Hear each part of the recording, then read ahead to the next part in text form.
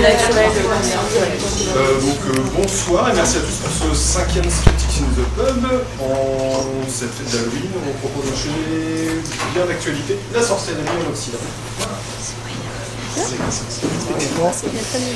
Voilà, ben merci à Skeptics in the Pub Paris de m'inviter pour ce sujet.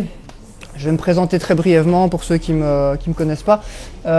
Donc je viens de Belgique, c'est pas très loin, mais vous reconnaîtrez l'accent qui n'est pas de chez vous.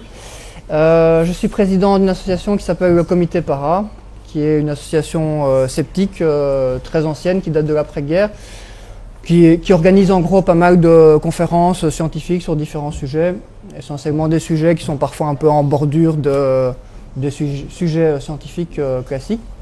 Sinon, j'ai étudié la psychologie, donc je ne suis pas historien.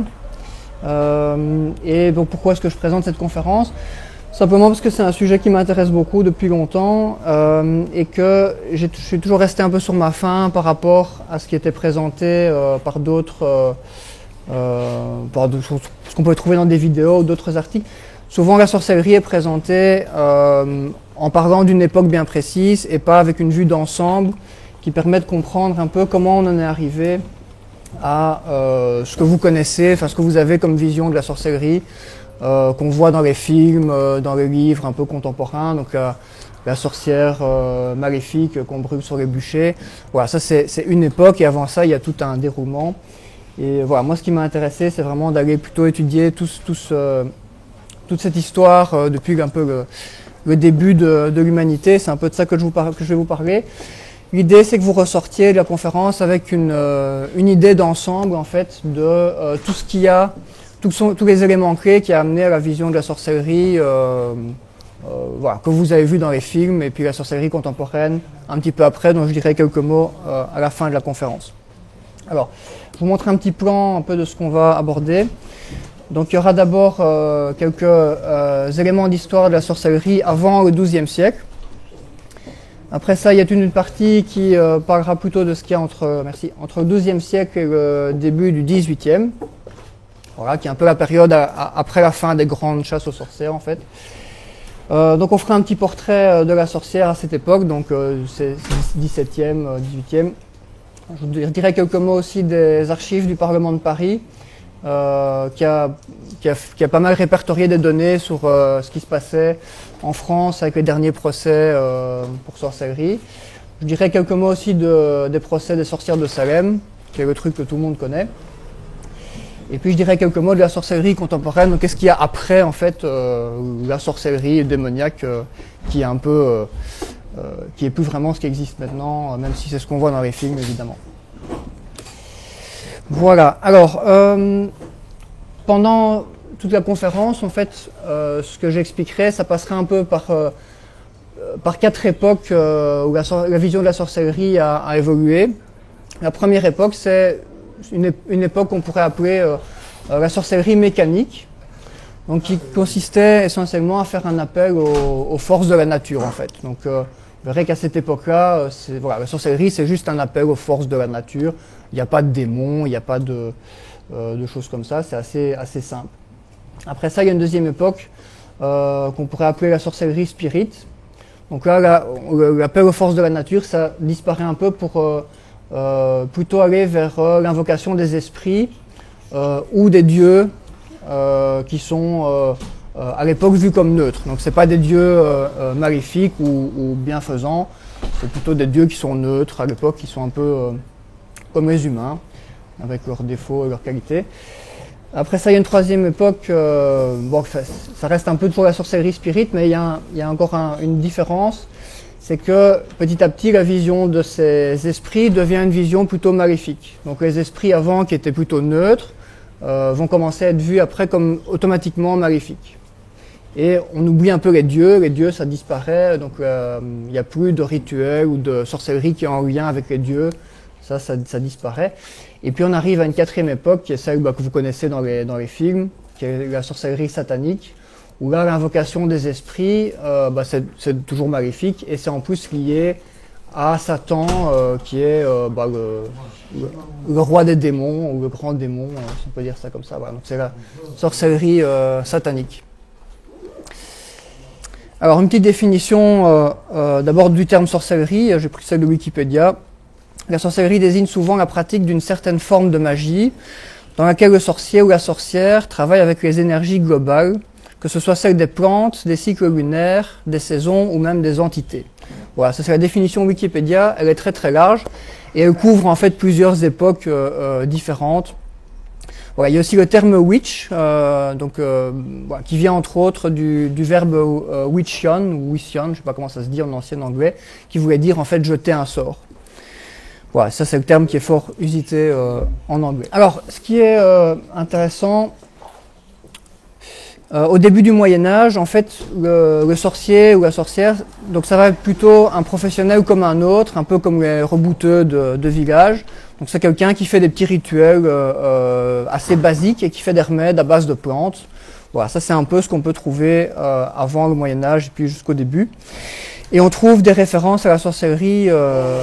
Donc on trouve dans les textes des références très anciennes.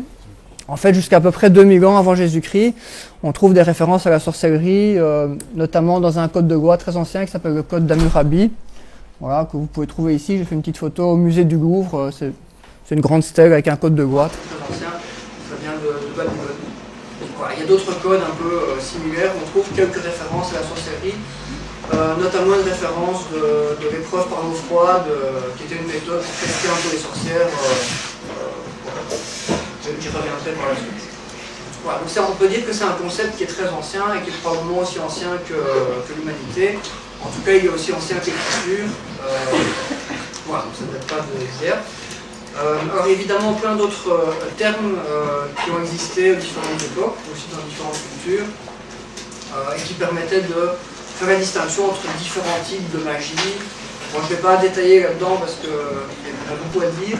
Donc voilà, il y a d'autres termes comme en anglais, wizard, witch doctor. Voilà, tout ça, ça distinguait des formes de magie un petit peu différentes, mais les frontières n'étaient pas toujours très très claires non plus là-dedans. Donc voilà, ici, on va surtout parler de sorcellerie. Alors les sociétés non occidentales ont eu assez peu d'influence sur la vision occidentale de la sorcellerie, à quelques exceptions près.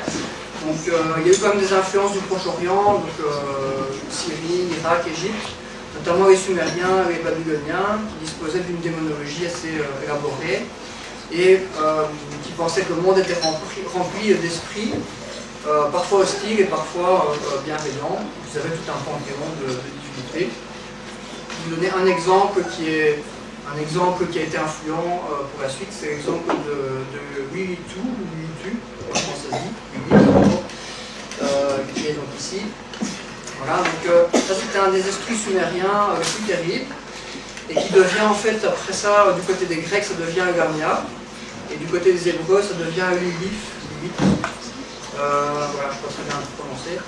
Donc ça c'est un démon qui était lié au vent, à la base, et à la tempête, et c'est une femme qui peut se transformer en monstre, et qui enlève et qui tue les enfants.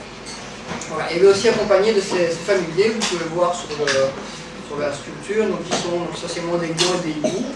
Et elle a le pouvoir de séduire les hommes pendant la nuit pour boire leur sang. Et on peut s'en protéger grâce à des amulettes ou des rituels. Et aussi le fait d'avoir une divinité qu'on vénère, et ceux qui ne vénéraient aucune divinité étaient plutôt en danger. Voilà, donc là, on retrouve déjà un petit peu certaines caractéristiques qu'on va retrouver chez les sorcières sataniques beaucoup plus tard. Les pouvoirs magiques, les familiers, voilà, c'est des caractéristiques qui se sont transformées mais qui ont une origine évidemment assez ancienne. Alors, donc je continue un peu dans mes influences. Donc il y a d'autres influences importantes, notamment en Europe, donc l'Antiquité gréco-romaine au niveau 8e siècle avant Jésus-Christ, jusqu'au 6e siècle après Jésus-Christ. Il y a les Hébreux aussi qui ont été influents. Au niveau des Grecs, ils avaient un système de magie assez sophistiqué. Et eux faisaient la distinction entre deux branches de magie différentes. Donc il y avait une magie plutôt divine, donc où les rituels visaient à communiquer avec les dieux. Une magie qui s'appelait plutôt théurgia. C'était une haute magie plutôt réservée à l'élite de la société. Et puis il y avait une branche plus populaire, donc Magia, qui était une magie plus basique, de nouveau plus mécanique, donc liée à des potions, l'invocation des lois de la nature. Et celle-là n'était pas associée aux dieux. Et les Grecs, enfin, en tout cas ceux qui dirigeaient la société grecque, ne voyaient pas cette magie d'un œil très positif. Et elle était relativement souvent associée à des charlatans assez critiqués, et on estimait que c'était parfois une arnaque pour se faire de l'argent sur le dos des citoyens. Donc elle a été petit à petit de plus en plus réprimée, d'abord par les Grecs, et après cette répression s'est intensifiée avec les Romains, qui ont rendu illégales en fait toutes les formes de magie qui n'étaient pas liées aux divinités.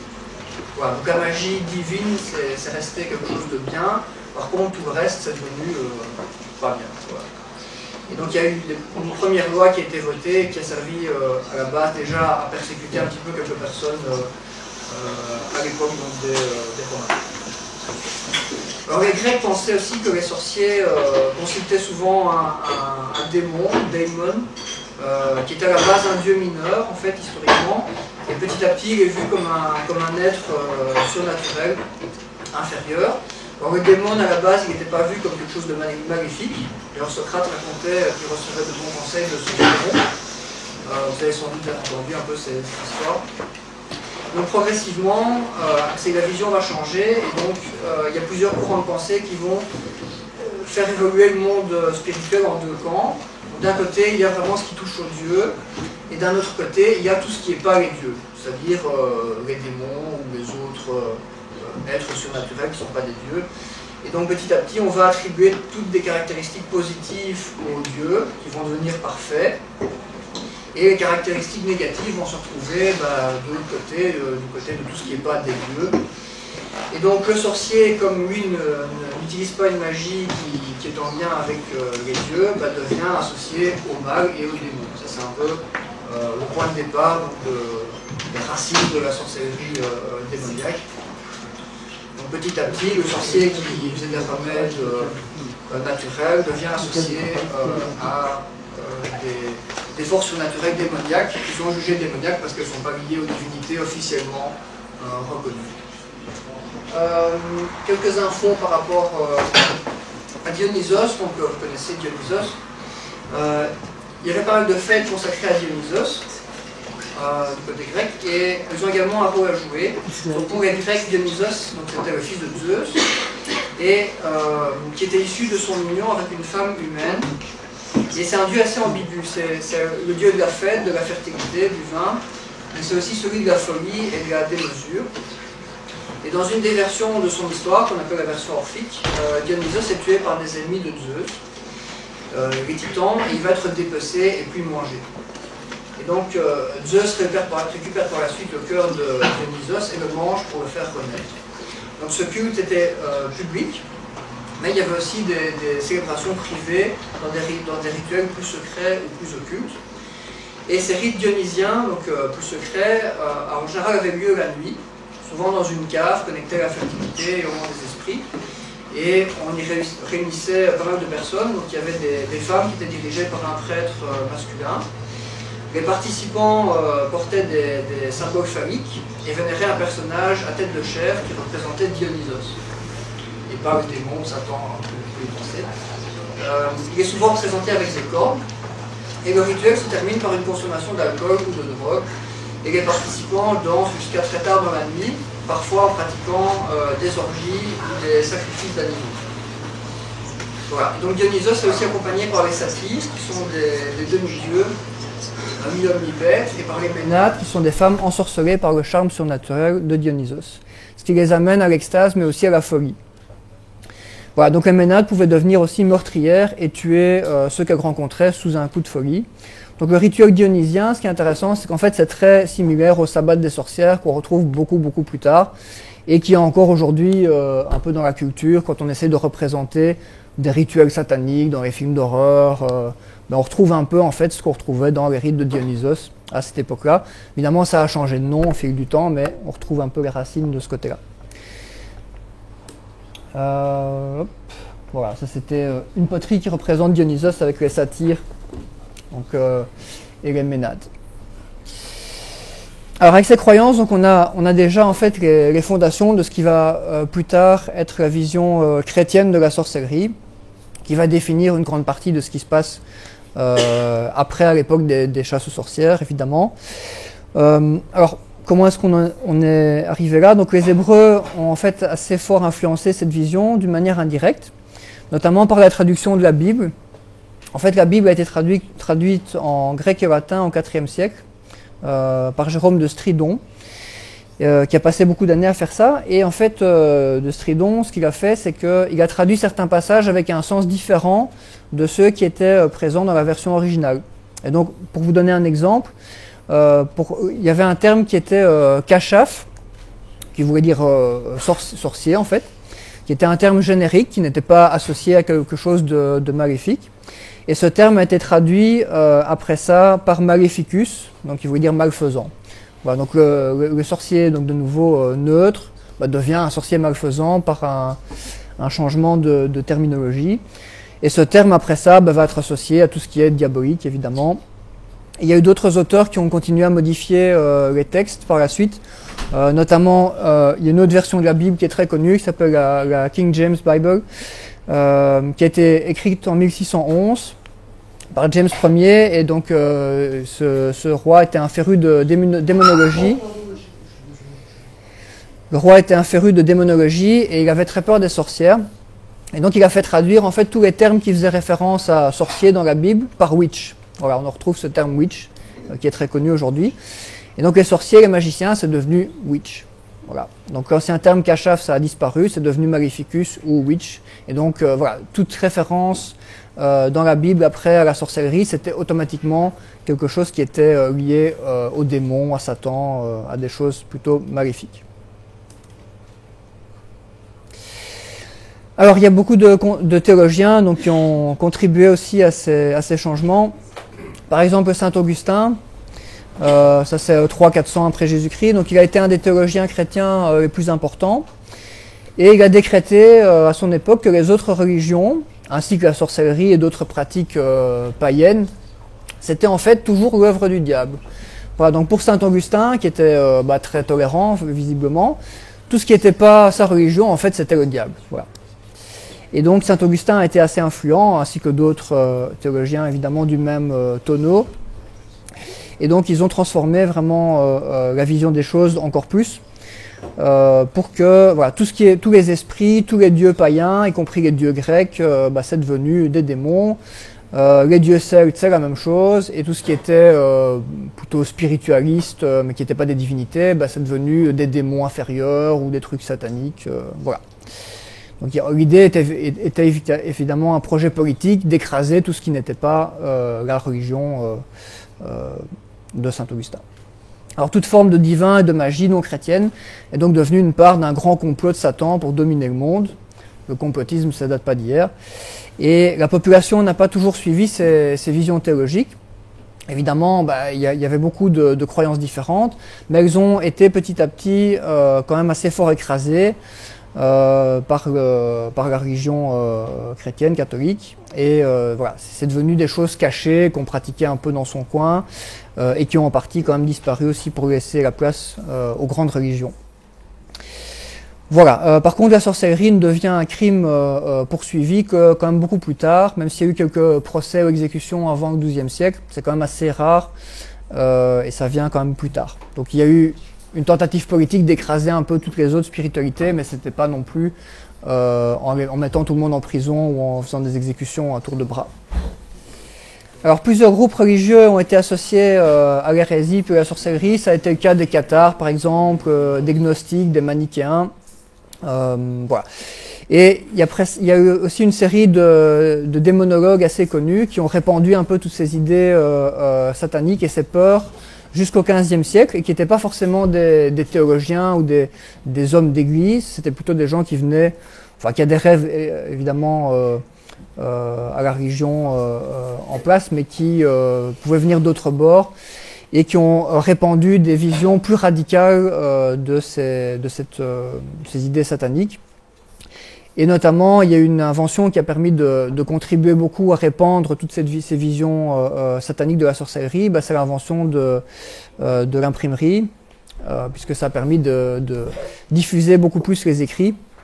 Avant ça, qui étaient surtout recopiés par des moines. Et ben après l'imprimerie, ça a pu se diffuser un petit peu partout. Et donc, il y a notamment un livre très connu, vous avez probablement déjà entendu parler, donc le Malleus Maleficarum, ou le Marteau des sorcières, pour reprendre le titre qu'on entend souvent.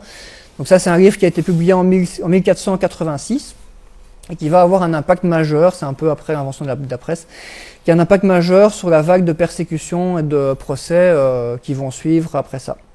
Alors ce livre, il est écrit par deux inquisiteurs catholiques, et c'est un véritable manuel de référence, en 3 parties. Donc il y a une partie en fait qui explique la nature de la sorcellerie, voilà, qui reprend un peu des éléments que je vous ai expliqués avant, le lien avec Satan, le fait que les sorcières peuvent aussi créer des maladies, créer des catastrophes naturelles, ce qui étaient des idées un petit peu en vogue à l'époque. Et aussi le fait que la sorcellerie c'est une offense par rapport à Dieu, et que donc les catastrophes naturelles ou les catastrophes sociétales, c'est aussi une réaction à ça en fait, parce que les gens à l'époque pensaient beaucoup que quand il y avait une catastrophe, c'est parce qu'ils étaient punis de quelque chose.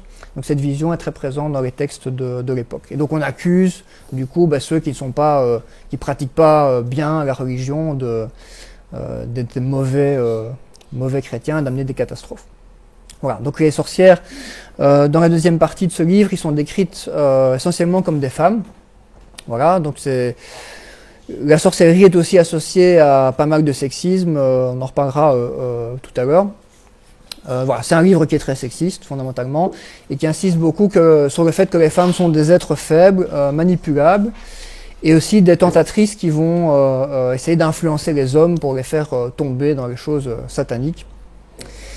Voilà, et donc l'homme y est présenté comme celui qui doit résister à la tentation des femmes. Voilà, grâce à sa bonne morale religieuse bien sûr, que les femmes n'ont pas. Voilà, c'est comme ça. Alors, la deuxième partie, donc, elle est aussi destinée aux chasseurs de sorcières. Voilà, c'est pas que dans les films, les chasseurs de sorcières, ça existait vraiment. Et aussi aux hommes de loi, et donc il y a toute une série d'informations plutôt juridiques, que je ne vais pas détailler ici, mais qui visent vraiment comment interroger les sorcières, comment obtenir des preuves, comment mener les procès, et aussi comment les traquer, comment les faire parler. Bon, il y a des choses moins réjouissantes que d'autres. Et voilà, donc c'est un véritable manuel de A à Z de tout ce qu'on peut faire pour trouver, persécuter, condamner et tuer les sorcières. Voilà, alors ce manuel détaille aussi des signes distinctifs qui vont être fort utilisés pendant les procès par la suite et qui permettent de voir en fait comment est-ce qu'on repère une sorcière. Parce que voilà, évidemment il faut pouvoir distinguer les sorcières du reste de la population. Et donc, une des choses qu'on va retrouver, c'est ce qu'ils ont appelé la marque du diable. Donc la marque du diable, ça sera souvent avancé comme preuve lors des procès, donc on condamnait des gens sur base de cette marque. En fait, c'est quoi la marque du diable? Ça peut être beaucoup de choses. Ça peut être une tache de naissance, ça peut être un grain de beauté un peu étrange, ça peut être une autre imperfection de la peau, voilà. En gros, ça peut être un peu n'importe quoi. Donc voilà, en gros, si vous n'avez pas quelque chose qui peut ressembler à une marque du diable, vous avez de la chance. Voilà. En gros, si on cherche la marque du diable, en général, on arrive à la trouver, c'est un peu ça que ça veut dire. Donc il y a aussi l'idée que la sorcière était insensible à la douleur, et donc on va utiliser ça pour les interrogatoires, puisque comme elle est insensible à la douleur, mais c'est seulement dans certaines zones du corps, on va essayer de lui générer de la douleur. Voilà, donc il y avait pas mal de tortures pendant les procès. Il y a une autre méthode qui est aussi très ancienne, qui s'appelle l'ordalie par eau froide. Donc ça consistait à mettre la sorcière pieds et poings liés dans l'eau pour voir si elle coule. Et donc en gros, si son corps flottait, c'était une sorcière, et s'il ne flotte pas, c'était pas une sorcière. Bon, en général, si elle ne flottait pas, elle était plus très vivante après. C'est vrai que dans le fond, c'était pas une sorcière, elle a pris moins quand même. Quoi. En général, elle était morte, voilà. C'était pas une méthode très efficace, malheureusement. Alors, il fallait aussi obtenir le nom des complices. Et donc, on pensait que les sorcières œuvraient rarement seules. Donc, il y avait l'idée de ces fameux coven. Donc, les sorcières se rassemblaient en groupe pour pratiquer leur rituel. Et donc, quand on arrivait en attraper une, on essayait d'obtenir des aveux pour pouvoir avoir les noms des complices. Pour pouvoir les torturer aussi, évidemment. Et voilà, ça faisait une sorte de chaîne. Donc, l'idée, c'était de pouvoir obtenir un peu les noms de tout le réseau pour pouvoir le démanteler, un peu comme on a dû faire avec Al-Qaïda à Guantanamo, j'imagine. Donc on torturait tout le monde pour obtenir des aveux. Alors ce qui est aussi une méthode accessoirement pas très efficace, parce que quand on torture les gens, en général ils finissent par avouer même quand ils sont innocents. Ça c'est une découverte de la psychologie plus tardive malheureusement, mais voilà, donc ça fonctionne pas très bien comme méthode. Ce qui fait qu'en gros tout le monde finissait par avouer quelque chose. Voilà, donc c'est cette forme de sorcellerie satanique qui va se répandre beaucoup à partir du XVe siècle. Et on va avoir en gros entre le XVe et le XVIIe à peu près 110 000 personnes accusées et torturées, répertoriées par les historiens. Et il n'y a pas moins, enfin plus ou moins la moitié des personnes qui ont été exécutées, ça sera entre 1450 et entre 1750. Après ça, il y a un grand déclin et puis on n'exécute plus beaucoup de gens, même s'il y a encore des procès. Voilà, on va faire un petit récapitulatif à ce stade des caractéristiques de la sorcière hérétique, supposément. Voilà, donc elle a fait un pacte avec le diable, puisque la sorcellerie c'est une hérésie. Elle fait partie d'un complot organisé par Satan contre les catholiques, bien sûr. Les agents de Satan sont présents un peu partout, ou en tout cas leur influence est présente un peu partout. Elle est en général accompagnée de familiers. On retrouve les familiers de Lilith. Donc ça peut être des crapauds, des chats, en gros n'importe quel animal. Et ces familiers, ils servent à quoi? En fait, ils aident la sorcière à lancer des sortilèges. Et ils peuvent aussi rendre les gens malades, parfois se transformer. Ils peuvent influencer aussi le climat, donc ils peuvent faire pourrir des récoltes, par exemple. Voilà, c'est une idée présente à l'époque. Alors la sorcière, elle participe donc au sabbat, donc il y a une réunion entre sorcières. Et donc une réunion dans laquelle on va faire des rituels qui vont servir à pourrir la vie des gens, faire pourrir des récoltes ou invoquer Satan pour avoir des avantages. Enfin, rien de très positif en tout cas.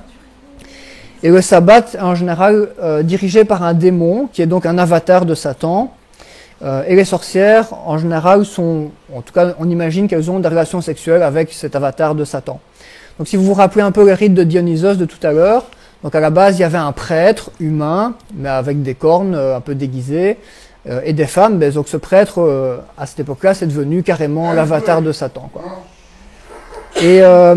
Et donc, elles ont aussi d'autres caractéristiques, comme la métamorphose, donc elles peuvent se transformer en animaux essentiellement. Elles sont capables de voler, pas forcément sur un balai, comme on voit dans les films, mais plutôt en se métamorphosant. Et dans la plupart des cas, la sorcière, c'est une femme, même s'il y a des exceptions. Donc, les gens de l'époque ne pensaient pas qu'il y avait que des sorcières femmes, il y avait aussi des sorciers, mais c'était quand même assez rare. Et donc, c'est pas vraiment la vision principale, c'est essentiellement quand même féminin. Souvent, elles sont vues comme des femmes âgées, qui sont veuves ou célibataires, ou pauvres, ou marginalisées d'une manière ou d'une autre. Et donc là, on retrouve un peu le côté bouc émissaire, en fait, de cette sorcière. Et donc cette accusation va aussi servir à des fins politiques, à attaquer donc des opposants politiques, voilà, qui sont des familles opposantes ou des marginaux qu'on n'aime pas, des femmes veuves parce qu'être veuve c'était mal vu à l'époque, etc., etc. Voilà, donc c'est aussi un outil quelque part d'une société très patriarcale à l'époque et qui utilisait ça pour attaquer certains opposants. Voilà, c'est une peinture de Goya, le sabbat des sorcières, avec donc l'avatar de Satan et les sorcières. Voilà, il y avait aussi un autre rituel qui s'appelle l'osculus infâme, je ne sais pas comment ça se dit, je n'ai pas fait de latin, qui consistait à embrasser les fesses de l'avatar de Satan. Voilà, c'était très sérieux, hein, je le dis sur un ton d'humour, mais c'était pas une blague à l'époque. Alors donc, alors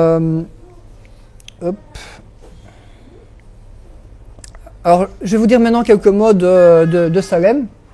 Donc Salem, c'est l'époque que vous connaissez un petit peu mieux, hein. Donc à Salem, Salem c'était un village donc en Nouvelle-Angleterre qui était constitué par des colons qui avaient quitté donc l'Angleterre pour s'établir là-bas.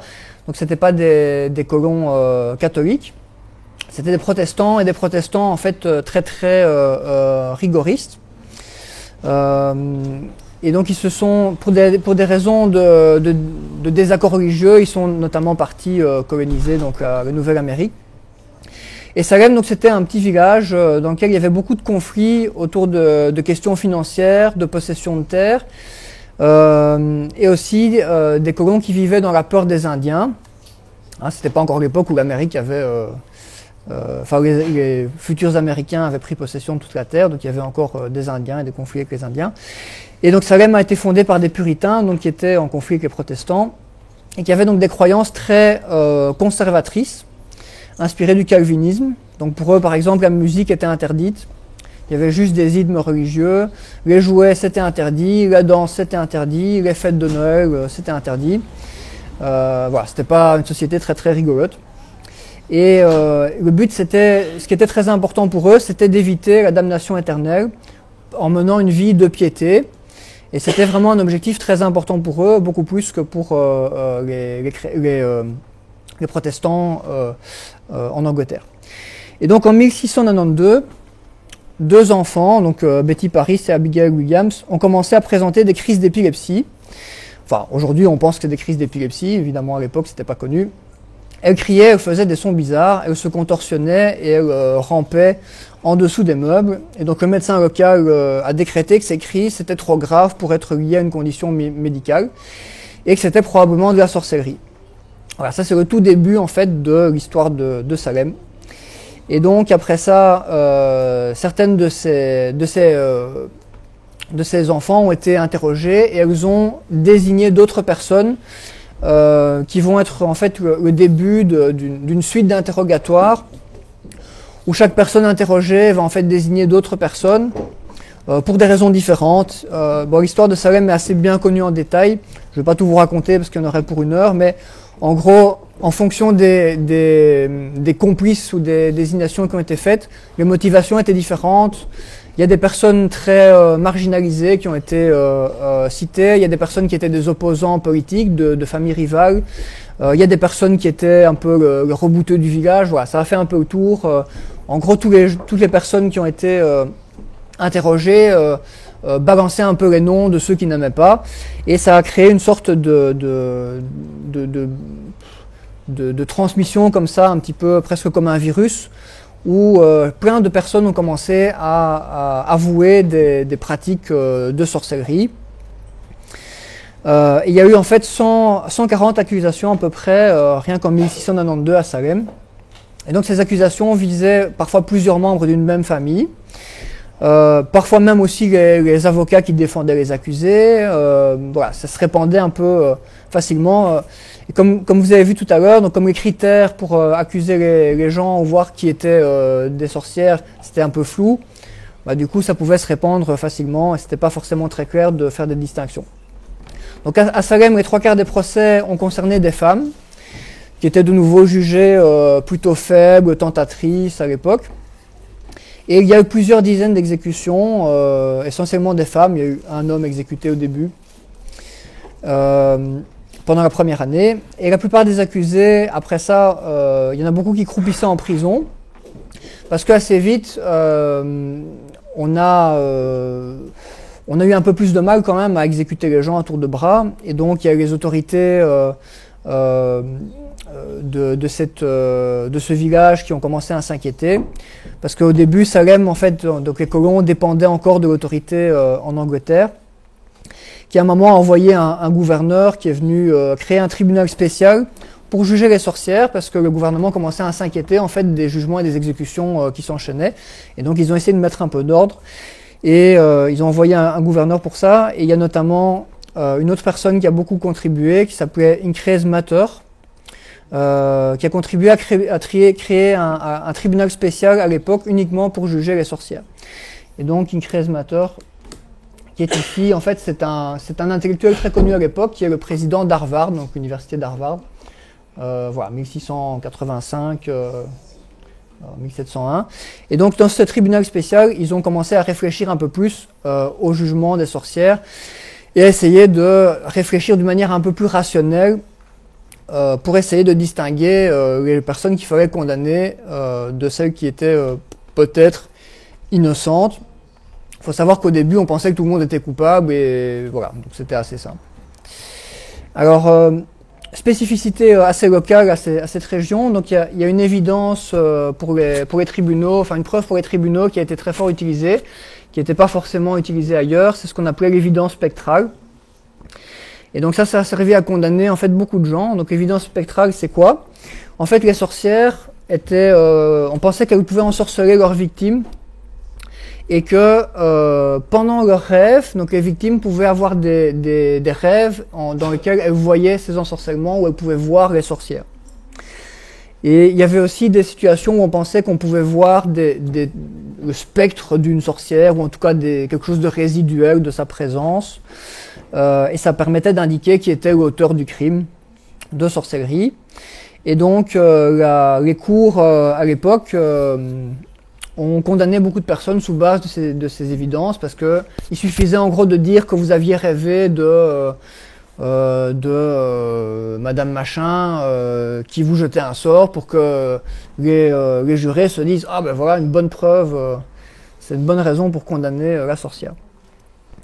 Voilà, ces condamnations donc ont fait de plus en plus de débats, parce que tout le monde n'était pas d'accord à l'époque, même s'il y avait une majorité dans la population qui était tout à fait d'accord avec le principe, il y avait des voix dissidentes, et notamment plutôt du côté des intellectuels ou des juristes, ça posait un peu problème. Et au niveau des fonctionnaires de l'État aussi. Et donc l'État a fini par dissoudre cette cour de justice, et a libéré toutes les sorcières qui étaient encore en prison, et a interdit la fin des procès de sorcellerie à la fin de cette année. Et donc il y a une déclaration très connue d'Increz Mater à cette époque-là, donc qui a déclaré à l'époque qu'il fallait mieux libérer 9 sorcières coupables plutôt que de condamner une seule sorcière innocente. Voilà, ça c'est un principe quand même assez important dans le droit, évidemment, c'est que voilà, la présomption d'innocence c'est important. Si on n'est pas sûr que les gens sont coupables, a priori on ne les condamne pas, d'autant plus si c'est pour les pendre après, si on n'est pas sûr qu'ils sont coupables. Alors, ce qui est intéressant dans toutes ces accusations qui ont été pas mal étudiées, c'est qu'on voit qu'elles sont pas donc faites au hasard. Certaines familles rivales se sont accusées les unes les autres. On accusait beaucoup les personnes marginales, les personnes âgées, les personnes pauvres et les femmes. Et il n'y a rien de surprenant, vu qu'on les torturait jusqu'à ce qu'elles avouent les noms des complices, et donc on pouvait perpétuer un peu ce cycle à l'infini avec la torture. Voilà. Et donc on peut dire que la sorcellerie a quand même été instrumentalisée pour persécuter les femmes, les pauvres, les marginaux, des rivaux politiques, et aussi ceux qui n'étaient pas chrétiens protestants.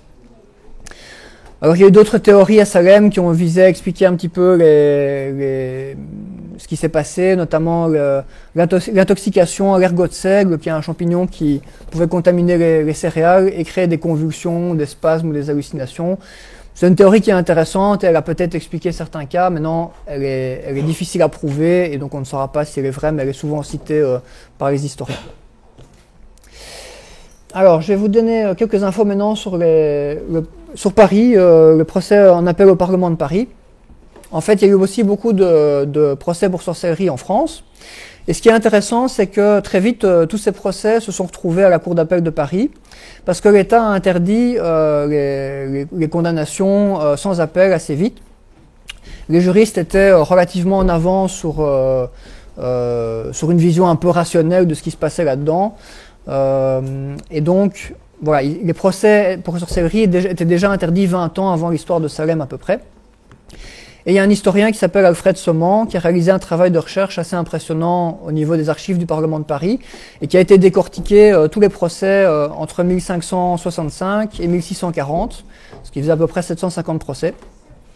Donc le Parlement de Paris, c'était une instance importante de la justice française, qui était présidée par le roi, et qui était à la pointe de la justice de l'époque, et qui a été une des premières à mettre fin aux poursuites pour sorcellerie sur le territoire français. En fait, dès 1588, elle a instauré une loi qui rend l'appel obligatoire pour toute condamnation faite dans les communes. Et donc toutes les cours locales qui condamnaient quelqu'un pour sorcellerie, automatiquement devaient les envoyer à Paris à leurs frais pour qu'elles soient jugées en appel. Et donc les sorcières n'étaient plus tuées, elles étaient mises en prison et puis transitées vers le Parlement de Paris. Alors le Parlement de Paris, au tout début, retenait 3 preuves majeures. Il y avait des preuves matérielles. Donc par exemple un pacte signé, un pacte avec le diable. Donc si on retrouvait un pacte avec le diable signé chez les gens, c'était une preuve relativement solide. Les livres de magie aussi, les poupées percées d'épingles, ce qu'on appelle aujourd'hui un peu les poupées vaudou, ça existait aussi pas dans le vaudou mais dans la sorcellerie, ou des poisons. Voilà. Et le Parlement à la base faisait un lien entre les sorcières et les empoisonneuses, parce que l'empoisonnement était un crime assez fréquent à l'époque. Alors les aveux faits librement sans torture, c'était aussi considéré comme une preuve solide. Par contre, les aveux faits avec torture, c'était pas très bien considéré. Donc ils étaient déjà un peu en avance de nouveau sur cet aspect-là. Les témoignages oculaires d'un acte de sorcellerie, là aussi c'était considéré comme une preuve assez valide. Donc si on avait pu assister à un rituel de sorcellerie, là c'était quand même solide, s'il y avait des témoins.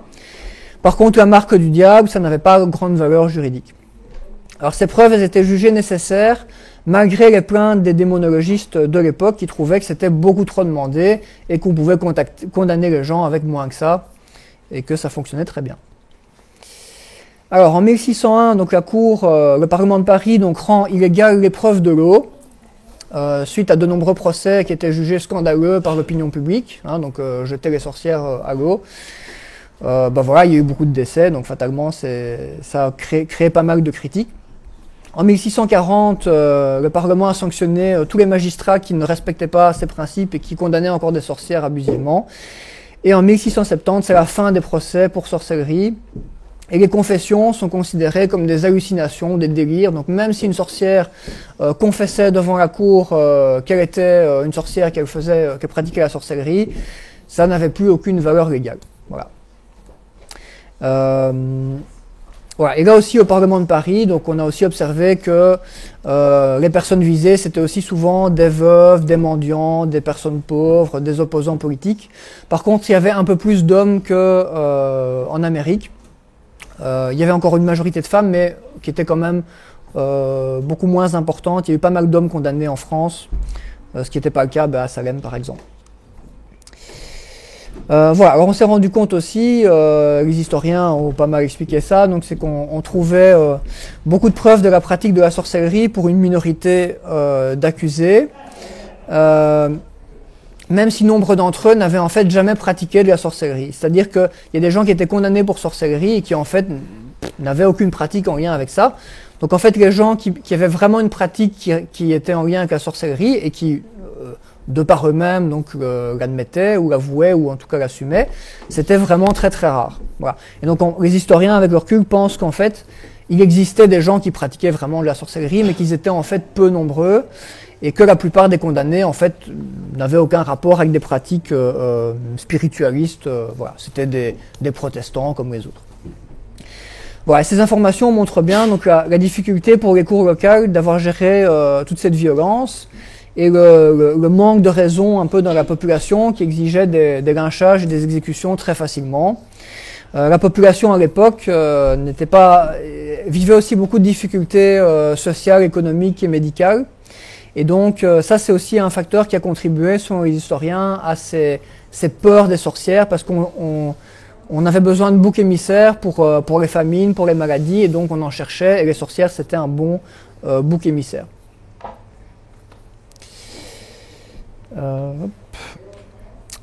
Voilà, alors après, je reviens un peu à mon plan du début. Donc après cette époque-là, après la fin des grandes chasses aux sorcières en Amérique, en Europe, on arrive donc à l'époque contemporaine. Et donc après le XVIIe siècle, il y a peu de traces de la sorcellerie. Elle va globalement disparaître, en grande partie, pas tout à fait, mais les pratiques de la sorcellerie et les accusations de pratiques de sorcellerie disparaissent en grande partie à cette époque-là. Et c'est resté un phénomène très marginal pour renaître en fait dans la deuxième moitié du XXe siècle. Cette sorcellerie en fait de deuxième moitié du XXe siècle, même s'il y a des personnes qui ont essayé de prouver un lien entre cette sorcellerie et la sorcellerie qu'il y avait avant le Moyen-Âge, en fait, les historiens s'accordent relativement pour dire que c'est une réinvention moderne. C'est-à-dire que la sorcellerie, après cette deuxième moitié du XXe siècle, et ce qui est encore aujourd'hui, c'est une réinvention moderne, évidemment qui s'est inspirée de certaines choses qui existaient avant le Moyen-Âge, mais il n'y a pas de lien entre les deux. Il n'y a pas de sorcellerie instituée, il n'y a pas d'organisation ou de pratique organisée qui a survécu à toutes ces époques. Donc c'est vraiment une réinvention. Pourtant, il y a eu des auteurs comme Leland ou Michelet qui ont réinventé la sorcellerie en enseignant donc, qu'elle était une survivance de ce qui existait avant la chrétienté. Une religion en fait qui, selon eux, vénérait la nature, la fertilité, la féminité, c'était plutôt féministe pour le coup, et aussi la déesse Diane pour beaucoup d'entre eux. Voilà, chaque auteur avait des variations de ce mythe. Mais c'est vraiment considéré comme un mythe par la plupart des historiens. C'est des théories qui ont été populaires pendant un temps et qui ont inspiré beaucoup la sorcellerie moderne, mais elles ont été relativement abandonnées par les historiens. La réalité, donc, c'est que la sorcellerie a en grande partie disparu et qu'elle a été réinventée en fait il n'y a pas très longtemps et qu'elle est devenue aujourd'hui un mixte entre différentes foi, différentes idées de différentes religions. On y trouve donc des influences celtes, chrétiennes, des influences de l'occultisme, du New Age, et aussi une idéologie féministe qui est assez marquée. Donc le courant, la sorcellerie contemporaine, essentiellement la Wicca, donc on retrouve ces caractéristiques et c'est assez féministe quand même aujourd'hui. Alors la personne qui a le plus influencé cette renaissance de la sorcellerie et ce qu'on pense aujourd'hui, c'est une personne qui s'appelle Gerald Gardner, qui est souvent cité comme étant le père de la sorcellerie moderne. Il a beaucoup publié après la Seconde Guerre mondiale et il a pratiqué pas mal de religions qui l'ont laissé insatisfait. Et lui, il a recréé en fait la sorcellerie pour la redéfinir de la manière suivante. Donc pour lui, c'était une religion paisible, vénérant la nature. Les sorcières se réunissaient dans des covens dirigés par une prêtresse et pas par un prêtre. Donc ça a changé, on voit le côté un peu plus féministe. Elle vénère un dieu de la nature ou une déesse à plusieurs facettes. Donc il y a une déesse de fertilité, de réincarnation. Ces personnes se rencontrent dans la nature pour faire des rituels. Pour Gardner, il y avait des danses nues dans la forêt. Ça n'a pas été repris par tout le monde après. Et le but c'était d'obtenir le pouvoir de la nature par ces rituels et pratiquer aussi des formes de méditation. Voilà, et donc pour Gardner, il y avait toute une série c'est une photo d'une fête de rituel avec Gardner. Voilà, comme je disais, tout le monde n'a pas repris les danses nues dans la forêt, c'était plutôt chez Gardner. Et donc ils ont... je ne vous montre pas ma photo, pardon. Hop.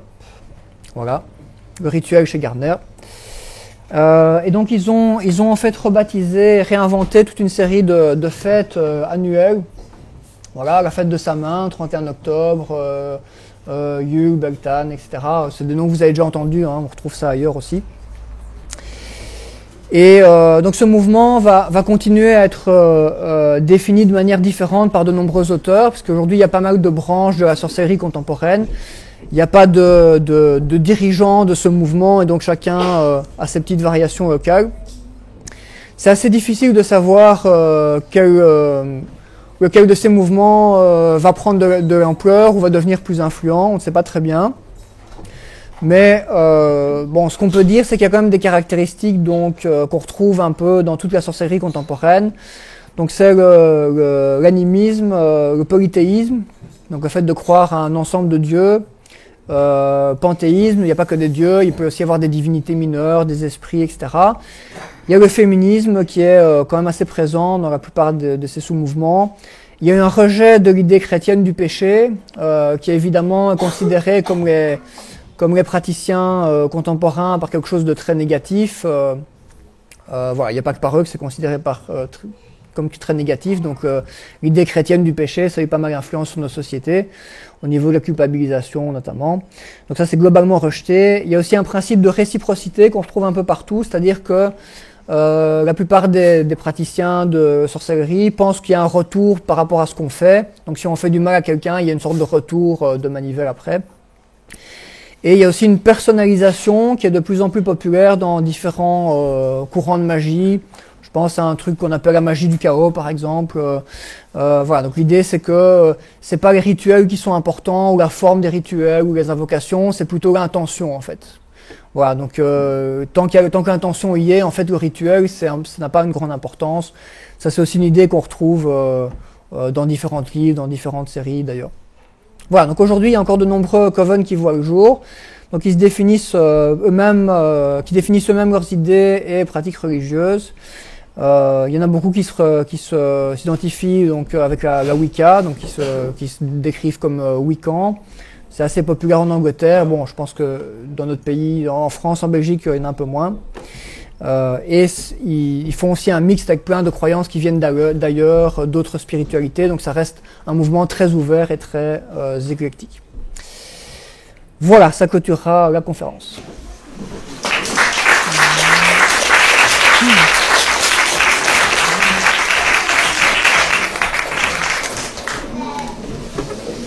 Est-ce que certains d'entre vous ont des questions? Non, pas du tout. Ah. C'est juste pour la captation du son. Dans les cours des appels à Paris, il y a un titre descendant, c'était quoi? Alors, je vous ai pas donné tous mes détails sur les appels. En fait, Ouais. Tout va vers le bas. Tout va vers le bas, donc ça c'est infanticide. Qu'est-ce qui s'est passé cette année? alors, en deux mots, donc c'est un graphique avec les principaux crimes condamnés. Donc les sortilèges, c'était tout en haut, avec les infanticides. Et il y avait aussi les crimes d'homicide, la bigamie et la sodomie. Voilà. Et donc les sorcières étaient aussi associées parfois aux infanticides, à des personnes qui tuaient les enfants. Et c'est un lien avec notamment certaines croyances pour des sacrifices qui viennent aussi avant le Moyen-Âge. Mais il y a une date où toutes ces courbes, elles cliquent vers le bas, du coup on se demande ce que C'est aux alentours de 1635, 1640, c'est la chute en fait des condamnations. D'accord. Voilà. Pas de questions?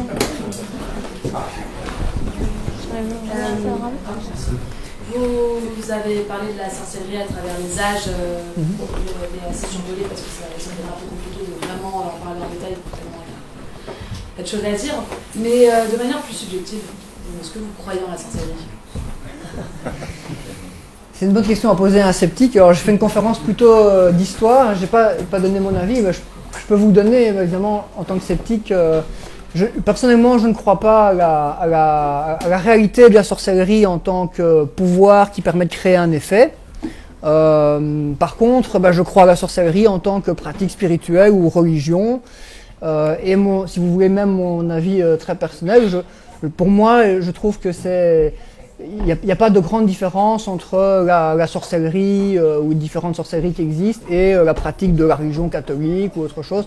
Moi, je les mets sur un même pied. La grande différence, c'est qu'il n'y a pas de pouvoir tout en haut qui dirige et qui édicte des dogmes et qui permet donc de forcer tout le monde à croire à la même chose. Ça, c'est un peu pour moi la grosse différence. Mais sinon, je ne pense pas que la sorcellerie en tant que pouvoir magique, ça existe. Si c'était ça... D'accord. Je n'y crois pas. Maintenant, que ça puisse avoir des effets placebo ou influencer la vie des gens d'une autre manière qui n'est pas surnaturelle, ça certainement. Quoi. Mais je ne crois pas en tout cas au pouvoir magique de la sorcellerie. Voilà.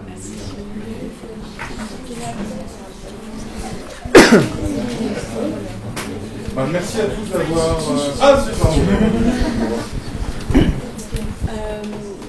Donc tu nous as décrit que longtemps la sorcière a été vue comme quelqu'un donc de néfaste, de maléfique, etc.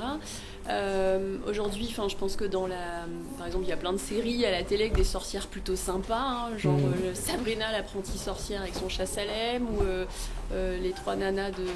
Comment ça s'appelle? Charm, voilà. À quel moment t'expliques un peu une transition qui s'est faite où elles sont devenues celles qui sauvent le monde et dans l'ombre en plus, Ouais. Moi je dirais à partir de deuxième moitié du XVIIIe siècle en fait. C'est-à-dire que quand on a commencé à parler de sorcellerie de nouveau, d'une manière positive, d'une manière liée à la nature, à des choses bienveillantes, évidemment ça s'est réintégré dans le folklore, parce que le folklore de l'époque intégrait encore les sorcières sataniques.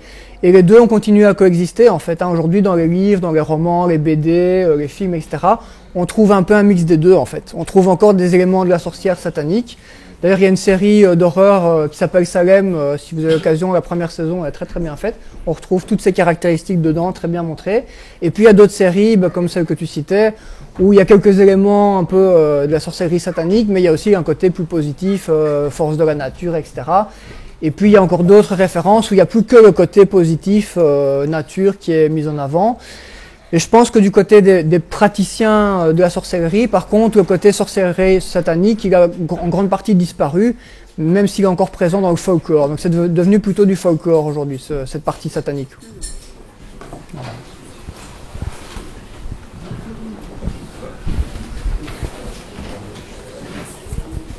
Bonsoir.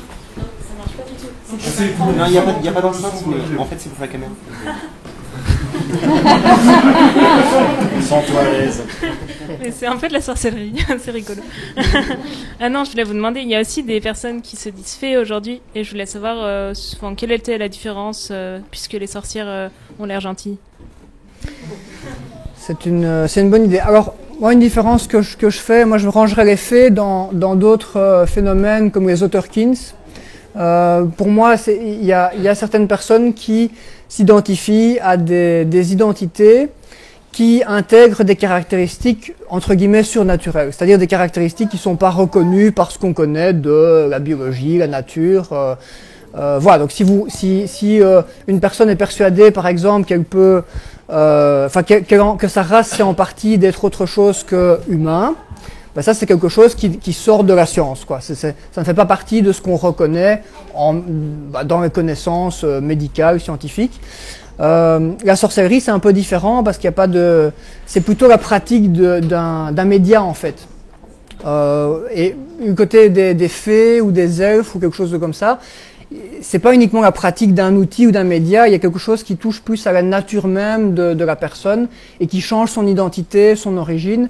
Et donc ça pour moi c'est quand même un peu différent que de penser qu'on peut avoir accès à un outil qui est la magie, parce que c'est comme ça, c'est un outil quoi.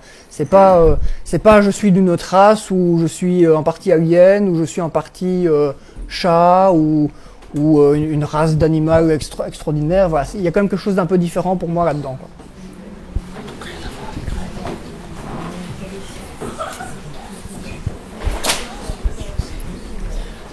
Bonjour, merci pour ta conférence sur le coup. Et je vais revenir sur plutôt la sorcellerie contemporaine parce que moi cet été, il m'est arrivé une rencontre, j'ai rencontré une sorcière en fait. Pour la première fois de ma vie, je pensais pas que ça existait encore.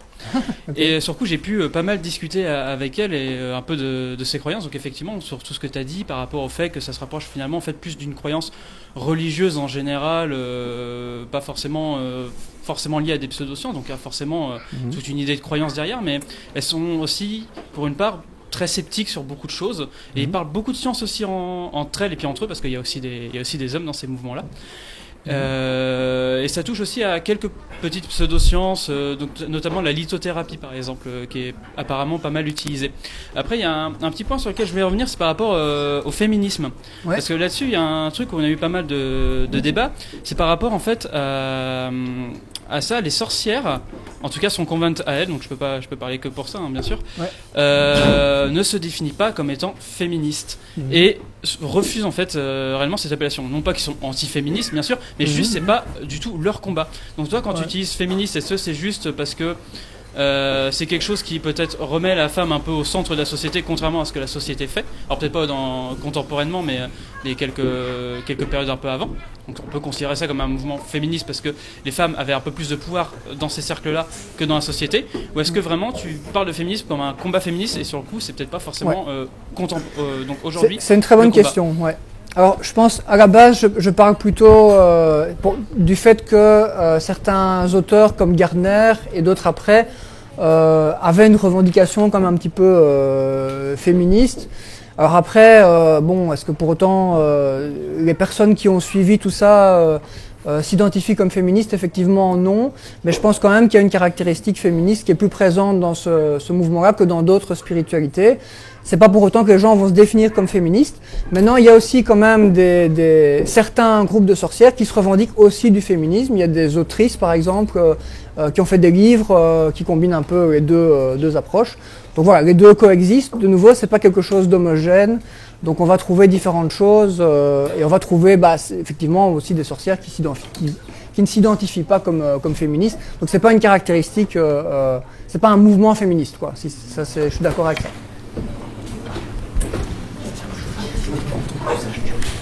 Merci. Je voulais juste rebondir sur ce que tu as dit et sur ce que tu as dit et sur ce que tu as dit aussi d'ailleurs. Je pense que là dans cette pièce on doit être plusieurs filles et peut-être même plusieurs hommes à pratiquer. Et en fait, pour ce que tu disais par rapport aux faits, ce que je pense, c'est qu'on n'aime pas trop l'appellation sorcier-sorcière. C'est surtout ça, parce que c'est un terme extrêmement péjoratif. Et toi qui disais avoir rencontré une sorcière, je pense pas que tu aies rencontré une sorcière, je pense que tu as dû rencontrer une magicienne. Mais je pense que le terme de sorcière, je sais pas, peut-être qu'elle s'appelle elle-même sorcière. Ouais, d'accord. Parce que c'est quand même ultra péjoratif comme terme. La preuve, les sorcières ont été brûlées, pendues, lapidées, torturées. Et à l'heure actuelle, parler de sorcière, c'est quand même... c'est un peu une insulte. Voilà. Après, on voit par exemple, ça revient aussi au goût du jour avec par exemple des auteurs comme Mona Chollet ou... En fait, c'est quelque chose aussi qui se réapproprie, je pense, le terme de sorcière. Ça a été, pendant longtemps, ça a été quelque chose où...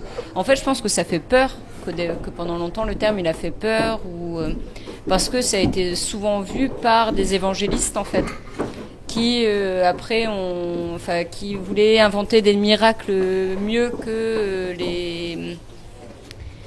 les croyances locales qu'il y avait, qui ont transformé ça en folklore, qui a perdu de la valeur. Mais en fait, aujourd'hui, je pense que on revient de plus en plus. Je vois par exemple, longtemps, on a considéré les peuples premiers comme des sauvages ou comme des personnes qui étaient justement rattachées à ce folklore. Et aujourd'hui, de plus en plus, on peut voir, quand on arrive avec une approche du monde à travers une complexité, que finalement, par exemple, les peuples aborigènes, où c'est le peuple le plus vieux du monde, en fait, la culture la plus vieille du monde, qu'eux, ils ont une intelligence par rapport à la terre, dans leur manière de vivre avec leur environnement, avec les animaux, avec les plantes. Et je pense qu'on y revient, en fait, de plus en plus. Alors, parfois, peut-être que certains vont dire que sorcière, ça fait peur et qu'on préfère s'appeler chaman ou autre. Mais à travers des personnages comme des personnes comme des autrices, comme Mona Chollet et tout ça, je pense que ça revient quand même au bout du jour. Je pense par rapport à Mona Chollet, je pense qu'il y a un phénomène aussi parfois qui consiste à reprendre un peu l'insulte pour l'utiliser comme une identité, mais c'est pas pour autant que ça se généralise, quoi. C'est plutôt prendre le contre-pied. Voilà, c'est-à-dire les sorcières c'était péjoratif, mais on va se dénommer sorcière dans un certain contexte pour un peu prendre possession de l'insulte et la retourner, en fait. Mais je pense pas que c'est pour autant, effectivement, généralisé. J'évoquais le terme Wicca tout à l'heure. Voilà, effectivement, alors je sais pas exactement comment l'ensemble des praticiens ou praticiennes, tous les termes qu'ils utilisent, mais effectivement, j'ai pas entendu beaucoup de gens qui se disaient « Salut, je suis une sorcière », quoi. Alors, je me permets d'interrompre la conversation qui est fort intéressante. Et on se donne rendez-vous ici, pour ceux que ça intéresse, le 20 novembre à 19h30 pour parler de sociologie. Donc, vraiment rien à voir. Voilà. Merci à tous.